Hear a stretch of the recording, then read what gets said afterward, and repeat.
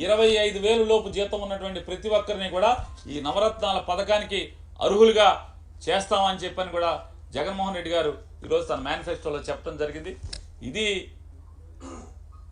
ఆకర్షణీయంగా దొంగ మాటలు లేనటువంటి నిజాయితీతో కూడినటువంటి ఒక నమ్మకాన్ని నిలబెట్టుకున్నటువంటి జగన్మోహన్ రెడ్డి గారు చెప్పినటువంటి మేనిఫెస్టో ఖచ్చితంగా ప్రజలు అత్యంత విశ్వసనీయతని మారుపేరైనటువంటి జగన్మోహన్ రెడ్డి గారు చెప్పిన ప్రతి మాటని జనం నమ్ముతారు.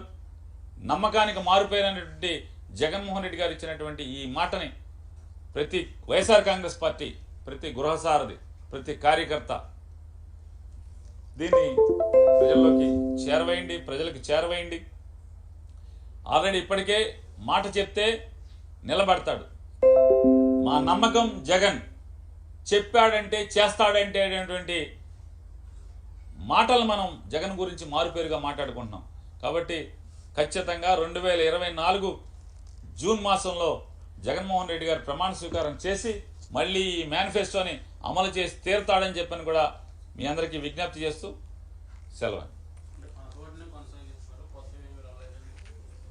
సార్, కొత్తవి చెప్పి మోసం చేసే కంటే కొత్త హామీలని చెప్పి మోసం చేయడానికి జగన్ నిజాయితీ చూడండి. మీకు ఇదే మనం జగన్మోహన్ రెడ్డి గారిలో చూడాల్సింది. ఎన్నికలకు వెళ్తూ కూడా నేను మోసం చేయను, నేను ఏదైతే అమలు చేయగలనో అదే. రేపొద్దున చంద్రబాబు లాగా అవసరం తిరిగిన తర్వాత మోసం చేసేయచ్చు, అధికారం వచ్చిన తర్వాత ఎవడు ఎదురు చెప్పలేడు, 5 ఏళ్ళు అధికారాన్ని అనుభవించేయచ్చు, మళ్ళీ బాగా సంపాదించుకోవచ్చు అనేటువంటి తప్పుడు ఆలోచన లేనటువంటి 5-10 కుర్రాడు జగన్మోహన్ రెడ్డి. నమ్మకం కోసం బతుకుతున్నాడు, నిజాయితీగా బతుకుతున్నాడు. ఈ రాష్ట్ర ప్రజలకి నయా పైసా లంచం లేకుండా, రికమెండేషన్ లేకుండా అర్హత ఆధారంగా పెన్షన్ పథకాలు పంచిపెట్టేటువంటి కార్యక్రమాన్ని నాయకత్వం వహిస్తున్నాడు. మరి దమ్ముగా చెప్తున్నాడు.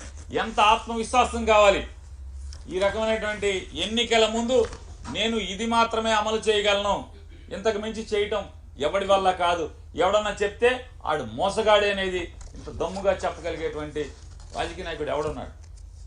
ఈ రకంగా నిజాయితీగా, నికాల్స్గా, ధైర్యంగా, ఆత్మస్థైర్యంతో గుండెల నిండా నిజాయితీ అనేటువంటి గాలి నింపుకుని ఇవాళ మాట్లాడుతున్నాడు ఆయన.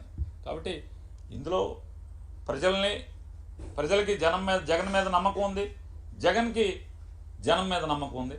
ఖచ్చితంగా నిజాయితీతో కూడినటువంటి ఈ మేనిఫెస్టో ప్రజలు విశ్వసిస్తారు. ఖచ్చితంగా జగన్కి మళ్ళీ అండగా ఉంటారు.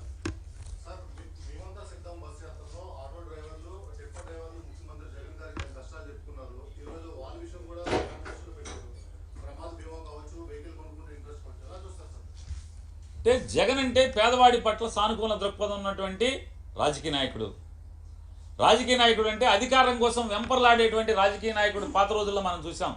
కానీ అధికారం కోసం కాకుండా జనానికి ఏదో ఒకటి చేయాలి, పేద మధ్యతరగతి వర్గాలకు ఏదో ఒకటి చేయాలి, సమాజానికి ఏదో ఒకటి చేయాలి, సమాజంలో మార్పు తీసుకురావాలి, జగన్ ముద్ర ఉండాలి.